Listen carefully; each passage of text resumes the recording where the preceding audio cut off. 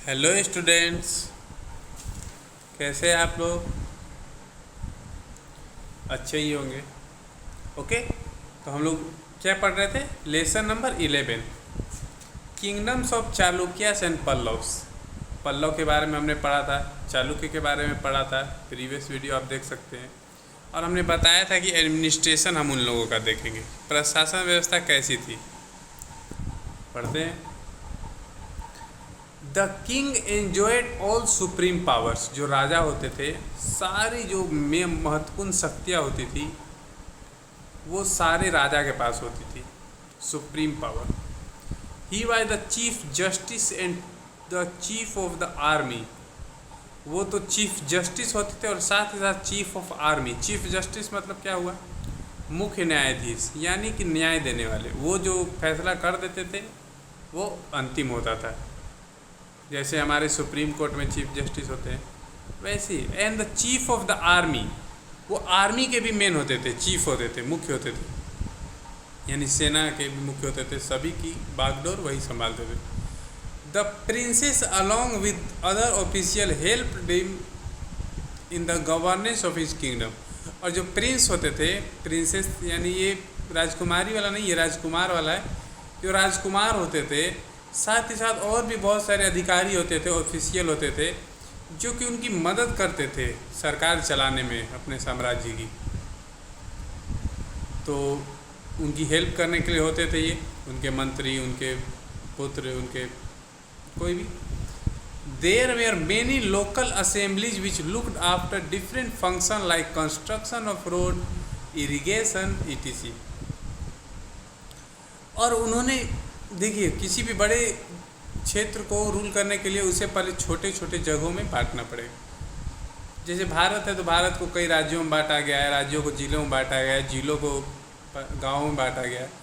तो वैसे ही इसे करने से जो रूल होती है, जो लोगों तक फैसिलिटी होती है, वो आसानी तक पहुंच सकती है। तो उस समय भी जो पल्लव किंगडम थे, जो साउथ में किंगडम्स थे, उन्होंने भी लोकल असेंबलीज बनाई थी, छोटी छोटी असेंबली बनाई थी कई इलाकों में। विच लुक्ड आफ्टर डिफरेंट फंक्शन, जो अलग अलग फंक्शन करते थे, अलग अलग कार्य करते थे, लोगों का ध्यान रखते थे। लाइक जैसे कि कंस्ट्रक्शन ऑफ रोड, रोड बनाने का काम उनका होता था।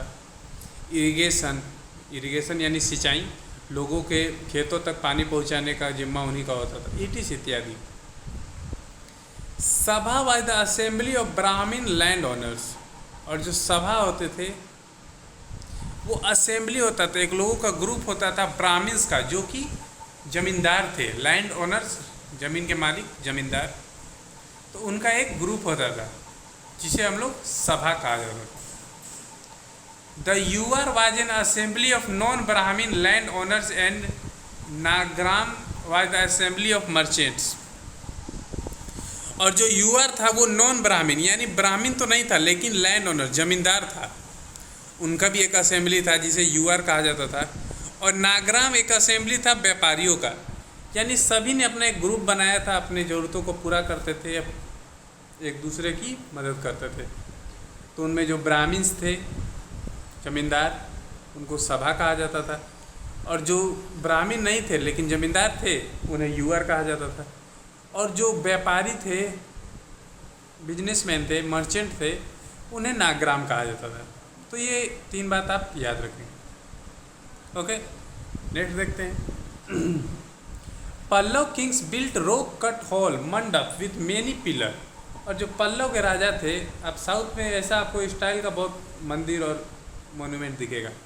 वो रॉक कट हॉल बनवाते थे, यानी पत्थरों को काट काट कर हॉल टाइप का बनवाते थे, जिन्हें मंडप कहा जाता था, जिसमें बहुत सारे पिलर होते थे उसे सपोर्ट करने के लिए। Such cave temple can be seen today in Tranchi, Pudukkottai, Mogaljipuram and Undauली। और ऐसे भी जो केव है, जो गुफा है, वो आज भी हम देख सकते हैं। साउथ में अगर हम ट्रांची जाएंगे, पुडुकोटाई जाएंगे, उंडावली जाएंगे, तो ये हम आज भी देख सकते हैं। उनके बारे में और भी अधिक जानकारी प्राप्त कर सकते हैं। रोक cut Rath shape like a Carriots temple of Mahabalipuram near Chennai are the most famous temple for the delicate beauty। और रोक कट रथ टेम्पल है महाबलीपुरम में, उसका जो शेप है, आकार है उस मंदिर का, एक कैरियोट यानी रथ होता है। रथ आप लोग जानते हैं जिस पे घोड़े बांधकर पहले युद्ध होते थे, लोग एक दूसरे से यातायात करते थे। तो एकदम उसी की तरह बनाया गया है, जो महाबलीपुरम में है, चेन्नई के नज़दीक है महाबलीपुरम, जो सबसे सुंदर, उसे देखिएगा ना इतना सुंदर लगता है। वो अपनी ब्यूटी के लिए काफ़ी प्रसिद्ध है, फेमस है। The pancharaths belong to Dharmaraj, और जो पंचरथ थे वो धर्मराज, युधिष्ठिर, भीम, अर्जुन, नकुल, सहदेव। अपने महाभारत तो पढ़ा ही होगा, उसमें ये 5 पांडव थे, और जो वहाँ 5 रथ बनी हुई है इन्हीं से बिलोंग करते हैं। एक युधिष्ठिर का, एक भीम का, अर्जुन का, नकुल का, सहदेव का, एंड द्रौपदी, वो द्रौपदी भी है। The other notable Pallava temples here are Kailasanatha temple and shore temple at Mahabali. The other notable Pallava temples here are Kailasanatha temple and shore temple of Mahabalipuram near Chennai in Tamil Nadu. और भी कुछ ऐसे उल्लेखनीय आर्किटेक्चर है, टेम्पल है, जो जैसे कि कैलाशनाथ मंदिर है, शोर मंदिर है महाबलीपुरम में, जो कि चेन्नई के नज़दीक है, तमिलनाडु में है चेन्नई, तमिलनाडु की राजधानी है चेन्नई, मालूम ही होगा। ओके, नेक्स्ट देखते हैं। The temple were the important centre of education and community meetings to discuss common problem. और जो मंदिर होते थे वो इम्पोर्टेंट सेंटर होते थे, मुख्य सेंटर होते थे एजुकेशन के, शिक्षा के। मतलब जो शिक्षा है वो मंदिरों में ही मिलती थी, इसीलिए लोग मंदिर पे ज़्यादा ध्यान भी देते थे। And community meeting to discuss common problem, और वहाँ पे एक समुदाय के लोग जो है मीटिंग भी करते थे मंदिर में, अगल बगल के लोग मिलकर जो प्रॉब्लम होगा उस पर डिस्कस करते थे कि इस प्रॉब्लम को कैसे सुलझाया जाए। तो मंदिर का ये काम था। The celebration on festival days and cultural programmes we are held in temple. और जो पर्व आते थे, त्यौहार आते थे, या फिर जो कल्चरल प्रोग्राम होते थे, सांस्कृतिक कार्यक्रम होते थे, वो सारे मंदिर में होते थे। अब रिलीजन पढ़ते हैं, धर्म कैसा था उनका। A group of cents from different caste preach that devotion. जो सेंट्स यानी साधु, पंडित, जो साधुओं का ग्रुप होता था, डिफरेंट कास्ट, अलग अलग जाति का, वो preach that devotion example bhakti was a personal legislation matter and everyone was free to worship any god. देखिए उस समय कितना अच्छा था, कोई भी भगवान को, किसी भी भगवान को कोई भी मान सकता था। जो धर्म था वो एक ओपन मैटर था, सबका पर्सनल मैटर था, कोई किसी को इंटरफेयर नहीं करता था। जो चाहता था जिस भगवान का, जिस धर्म का पूजा करना, वो कर सकता था, फ्री था। Shiva and Vishnu are the main deities of worship. और शिवा और विष्णु जो थे उनकी भक्ति ज़्यादा होती थी, उनके जो भक्त थे, डिवोटी थे, जो ज़्यादा थे। The devotee of Shiva were known as Nayanars. और जो शिव जी को पूजते थे, उनके भक्त थे, उन्हें नायानर्स कहा जाता था।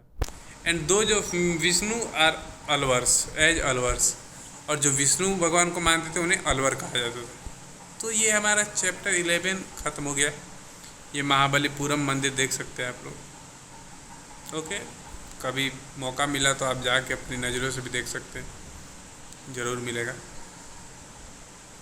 ठीक है, तो यही हम लोग रहने देते हैं, बाद में इसका हम लोग क्वेश्चन आंसर करेंगे। Okay, thank you.